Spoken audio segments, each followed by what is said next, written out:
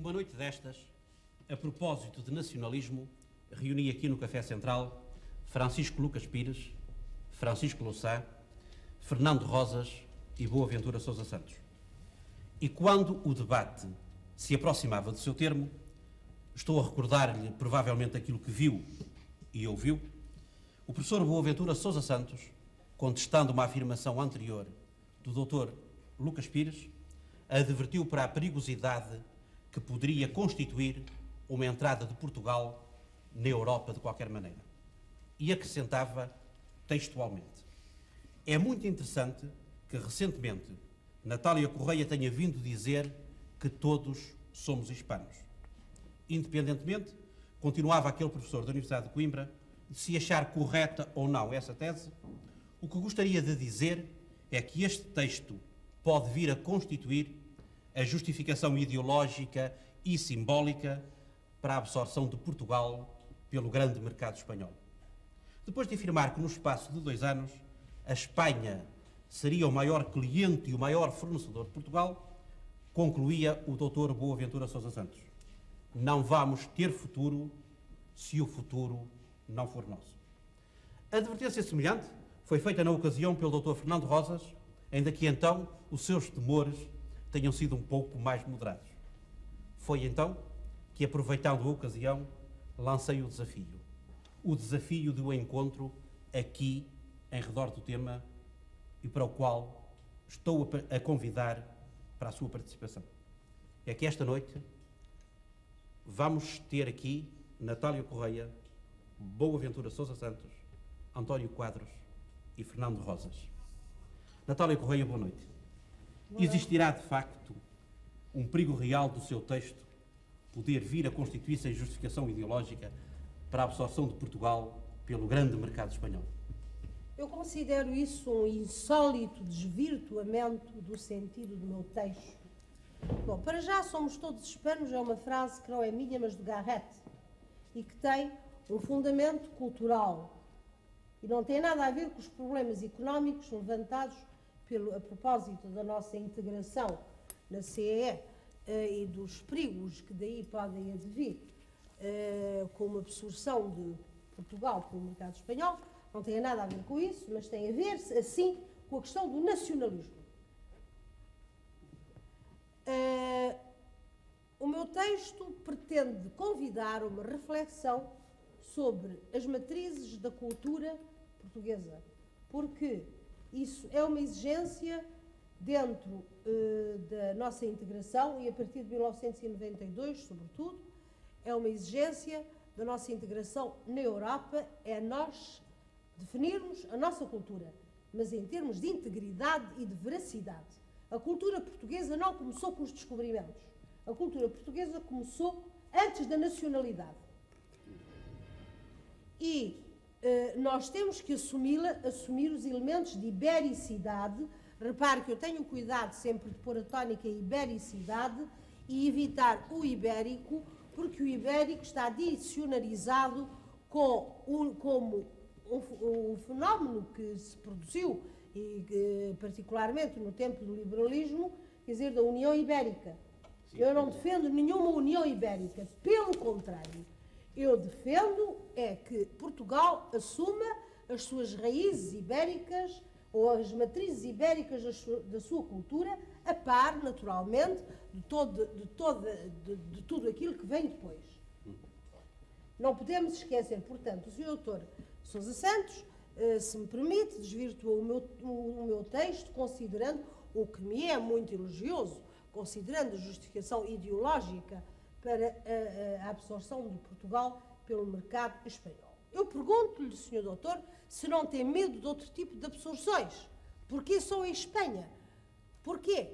Não receia, por exemplo, com a circulação livre de capitais, os grandes capitais europeus se imponham aqui à custa da barateza da mão de obra nacional e então que sim, que sejamos uma colónia desses grandes capitais? Não receia isso, Sr. Doutor? Só lhe mete medo o papão espanhol? Bem, eu ia pedir realmente ao Dr. Boaventura Sousa Santos para entrar na discussão. Já está lançada, vamos então... Claro que é evidente. Eu aceito que possa ter sido da minha parte um desvirtuamento da tese da doutora Natália Correia, não diria que é insólito. Eu penso que o texto, enfim, talvez seja um pouco vulnerável a este tipo de interpretação que eu fiz. É evidente que eu tenho medo da absorção de Portugal, não apenas no mercado espanhol, mas nos outros possíveis mercados. Aliás, o grande problema que nós vamos enfrentar nos anos 90 é a dificuldade de distinguirmos o que é espanhol e o que é internacional. Precisamente porque, como é do conhecimento de todos, cada vez mais as multinacionais japonesas, americanas, estão a criar uma divisão ibérica, instalam-se em Madrid, cada vez mais em Madrid, onde tem os seus serviços financeiros, onde tem os seus serviços de marketing, onde tem os seus serviços de gestão e depois, provavelmente, instalam em Portugal apenas aquelas atividades que são suscetíveis de vir captar a nossa mão de obra de barata. Portanto, é evidente que eu, neste momento, tenho, e acho que é uma preocupação de todos os portugueses, e penso que é uma preocupação também da doutora Natália Correia, qual é a melhor maneira de nós podermos salvaguardar a nossa especificidade naquilo em que nós pensamos que ela é positiva e deve ser salvaguardada. Podemos discordar nos meios, obviamente. Agora, eu chamava a atenção da doutora Natália Correia, se o Sr. Alexandre Manuel me permite, por que razão é que nós temos um outro surto de iberismo, é curioso, iberismo, ibericidade, como queira, mas faz agora 100 anos, exatamente entre 1850 e 1888, publicaram 150 títulos em Portugal sobre a questão ibérica e o iberismo. Era a questão da decadência conjunta, era a questão da regeneração conjunta. Por que razão é que nós, em final do século, voltamos a ter, de alguma maneira, ou provavelmente podemos vir a ter, mais um surto de ibericidade? Parece que é um ciclo da história portuguesa. Eu gostava de lhe perguntar, porque eu tenho a minha justificação, naturalmente, para isso, eu acho que há razões sociológicas para que se renove o ciclo.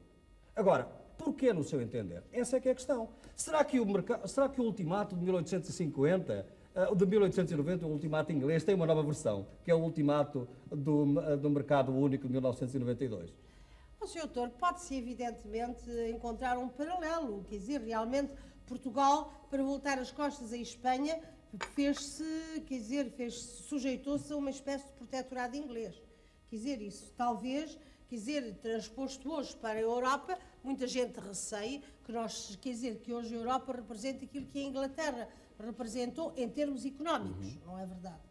Mas, quanto àquilo que me diz, que as multinacionais europeias e japonesas não distinguem Portugal de Espanha,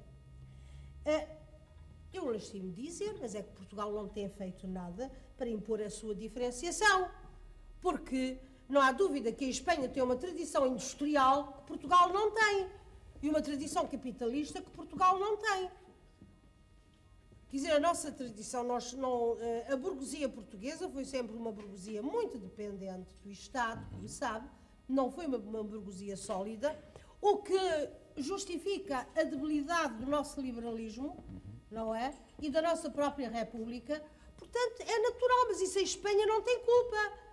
Por isso mesmo é que temos que nos afirmar pelos meios culturais, visto que nós não tenhamos ilusões, nós não vamos poder competir economicamente nem com a Espanha, nem com a Europa. Vamos ficar sempre em situação de inferioridade. Portanto, a nossa imposição tem que ser de tipo cultural. Mas para nos impormos culturalmente, temos que assumir aquilo que somos.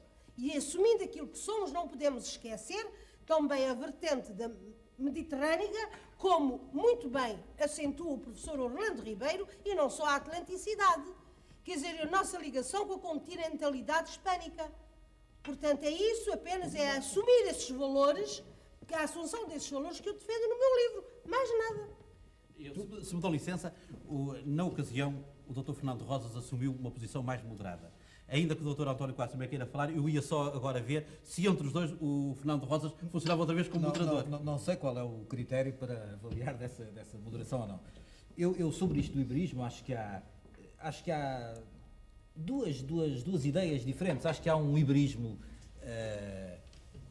Acho que de facto na nossa história, na história peninsular, há uma permanência muito importante de um certo espírito pan-castelhano, hegemónico, contra o qual se formou desde o século XIV a consciência nacional portuguesa e que não é uma coisa que pertence ao passado. É sabido que o Afonso XIII, ainda no princípio deste século, com os seus desígnios antirrepublicanos, tinha desígnios anexionistas. É sabido que na Guerra Civil Espanhola a Falange tinha um programa de anexação de Portugal muito claro. É sabido que o Franco fez a prova para general das Forças Armadas Espanholas Uma prova que consistia exatamente numa operação militar da tomada de Lisboa. É sabido que durante a Segunda Guerra Mundial a Falange Espanhola traçou planos que hoje existem arquivados um pouco à maneira da primeira invasão francesa, de participação na ocupação de Portugal com as tropas hitlerianas, quando esteve prevista a ocupação portuguesa. Portanto, há uma permanência ao nível das classes dirigentes espanholas de uma ideia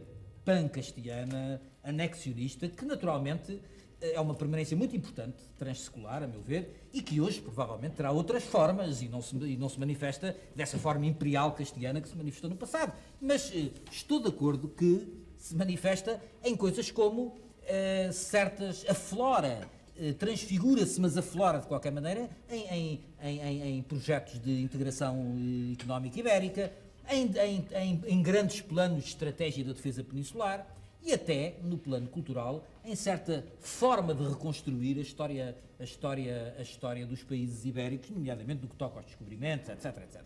E esse desígnio aflora, está presente ao nível das classes, ao nível de uma tradição das classes dirigentes castelhanas que me parece que tem uma permanência forte. Agora, há outro sentido do iberismo, o iberismo dos fracos, o iberismo dos socialmente discriminados, o iberismo das utopias, que é uma espécie de contrapoder das oligarquias ibéricas, e são os nossos vintistas a sonhar com a União Ibérica com Castela, são os nossos republicanos, utópicos, socialistas, os Anteros, os Teófilos, o próprio Oliveira Martins, a sonhar com uma solução das minorias nacionais e dos mais fracos contra esse poder oligárquico, são os nossos anarquistas na Federação Anárquica Ibérica, da região portuguesa, etc., também nesse projeto. E esse projeto é que eu acho, nesse sentido, sim, culturalmente interessante e de recuperar, que é o projeto de um diálogo um diálogo livre e fraterno entre nações, entre nacionalidades livremente assumidas como tal. Desculpa-me só, o doutor António Quadros quer falar, mas eu ia só perguntar uma coisa. Não te parece que o antigo castelhanismo exacerbado para afirmar o nosso portuguesismo não significa descrer em demasia da capacidade portuguesa? Não vejo isso. O que eu vejo é, observando a história, vejo que uma das formas de resistir às oligarquias na Península Ibérica foi exatamente o sonho de que os mais fracos de cá e de lá se podiam juntar num projeto comum de regeneração da Península. Fossem os primitivos liberais, fossem os nossos republicanos, fossem os primitivos socialistas, fossem os nossos anarquistas. A utopia ibérica veiculada não pelas classes dirigentes peninsulares, mas pelos grupos sociais oprimidos, minoritários, cultural ou político ou socialmente, foi sempre um sonho foi um sonho de libertação que passou por esse federalismo, uma utopia federalista regeneradora. E eu acho que, de facto, hoje, esse é um projeto muito interessante de recuperar em termos culturais, porque, de facto, o diálogo entre as nacionalidades, um diálogo livremente assumido entre a nacionalidade portuguesa, a galega, a basca, a catalã, é uma coisa extremamente importante, exatamente para desconjurar certos perigos que existem hoje sob outras formas, mas penso que são reais, talvez mais ocultos. Doutor António Quadros, só um momento. Não, só um parênteses. Eu gostei muito de ouvir, mas gostaria também de lhe recordar o seguinte, é que o anexionismo também se verificou da parte de Portugal.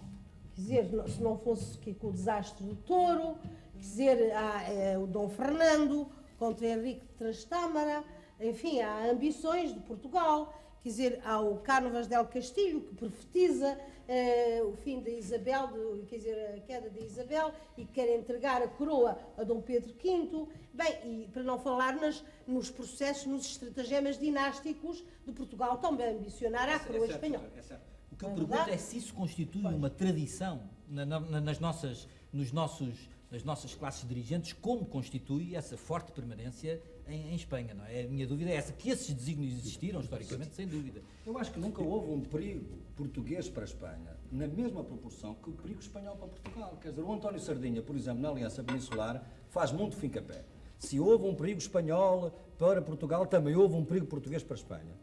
Mas és de modos in rebus, quer dizer, haja proporção. Realmente não foi nunca um perigo do mesmo tamanho. Eu já agora gostava que o Dr. António Quadros entrasse na conversa, porque ele tem uma posição um pouco diferente, tanto de uma como de outra. Respondi com uma tese que exponho no meu livro, mas enfim, adiante. Bom, eu queria dizer o seguinte, eu li o livro da Natália Correia, que aliás devo dizer para já que é um livro admiravelmente bem escrito, e é um livro bem pensado, Mas penso que a Natália vincou excessivamente os aspectos de, digamos, de semelhança ou de analogia entre as situações espanhola e portuguesa dentro da Península Ibérica e pôs de lado as diferenças. Diferenças não só de substância, mas sobretudo diferenças de projeto. E quando se usa a palavra Espanha, temos que pensar que a Espanha é uma palavra, digamos, anacrónica, pertence ao passado. A Espanha transformou-se em Espanha. E quando se fala de um projeto de hispanos ou da Espanha, no fundo, está-se a falar da Espanha ou dos espanhóis, porque houve uma evolução semântica que conduziu à Espanha.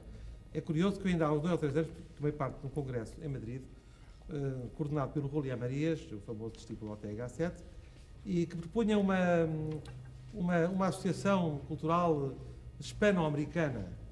Eu opus-me dizendo que o hispano-americano quer dizer espanhol-americano. Curiosamente, os países sul-americanos votaram por mim e o projeto dele teve que mudar de título, porque não só eu, como português, como todos os países sul-americanos, votaram em geral por mim. Na realidade, seria preciso vincar que Portugal é um país com 8 séculos e meio de existência, que toda a sua existência foi uma permanente resistência contra a absorção espanhola, castelhana, que nunca, digamos, durante estes 8 séculos e meio, houve um projeto comum que tivesse resultado, que todas as tentativas dinásticas, revolucionárias, guerreiras, de criar uma união, todas falharam, são todas falhadas, por uma razão ou por outra, e que veio sempre ao de cima esta fortíssima vontade dos portugueses de serem portugueses. E, sobretudo, eu penso que neste momento da nossa vida histórica, muito difícil para nós, porque eu não tenho dúvidas nenhumas que neste momento Portugal vive uma crise de identidade, ao contrário do que dizem certos políticos, mas vive-a. Vive uma crise de identidade, vive uma crise de personalidade, vive uma crise de caráter, e neste momento creio que é a altura de afirmar, sobretudo, a nossa Portugalidade. E a nossa Portugalidade é, digamos, qualquer coisa que eu vejo como poliédrica. Nós estamos voltados para a Espanha, sim, devemos dialogar com a Espanha, sim, mas devemos dialogar com a Europa da CEE, devemos dialogar com a Europa do Atlântico aos Urais, devemos dialogar com a Europa mediterrânica. O senhor não privilegia, portanto, o diálogo com a Espanha? Deixe-me só já acabar. Devemos dialogar com o Oriente, com a Ásia, onde temos tradições profundas, e devemos, sobretudo, dialogar com aqueles que são os nossos primeiros interlocutores, que são os países de expressão portuguesa. É com os países de expressão portuguesa, na realidade, que nós formamos uma verdadeira unidade. Ou, por outra, uma univocidade. Unidade é capaz de ser demasiado, porque há as diferenças políticas que eu não quero de nenhuma pôr de lado. Uma univocidade natural.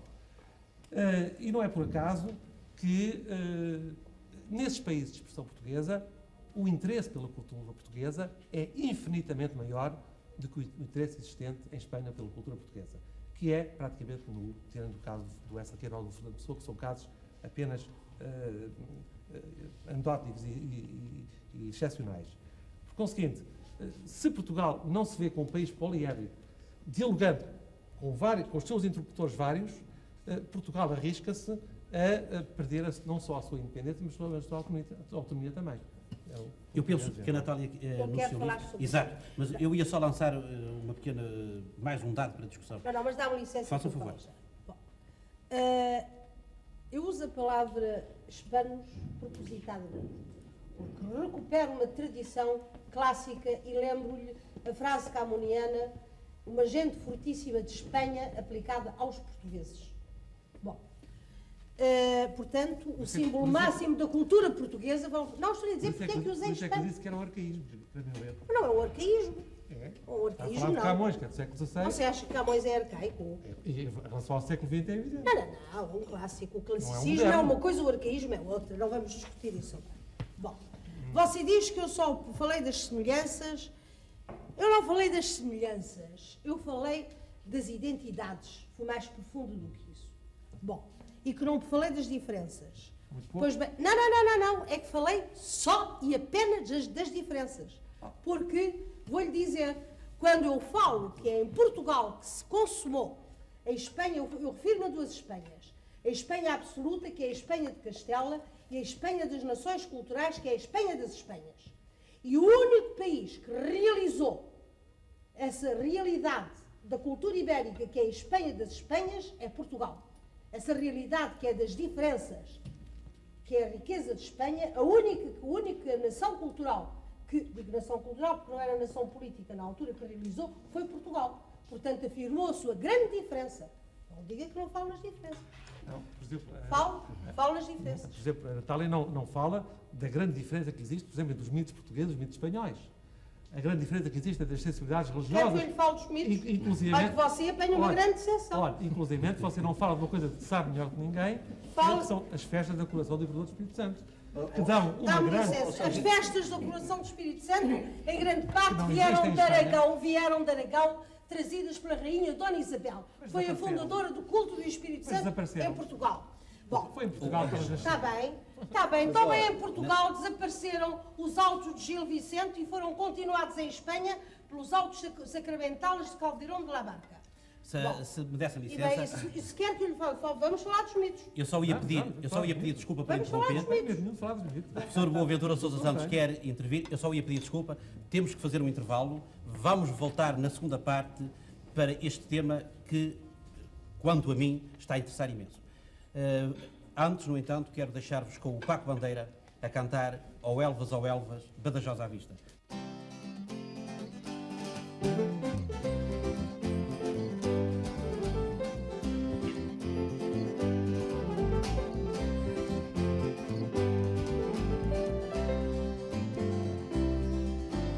Eu nasci no Alentejo, à beira do Guadiana. Sinto orgulho quando vejo a paisagem alentejana. Oh Elvas, Badajoz à vista. Sou contrabandista de amor e saudade, transporto no peito a minha cidade.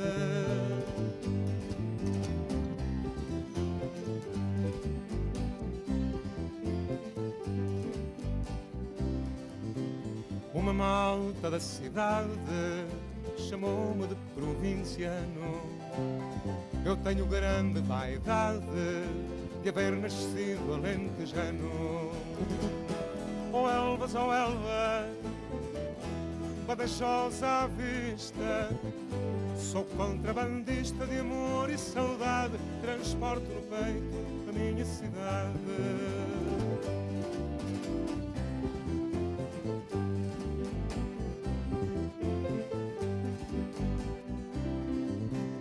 Eu nasci no Alentejo, à beira do Guadiana. Sinto orgulho quando vejo a paisagem alentejana. Oh Elvas, Badajoz à vista. Sou contrabandista de amor e saudade, transporto no peito a minha cidade. A minha cidade. A minha cidade, a minha cidade.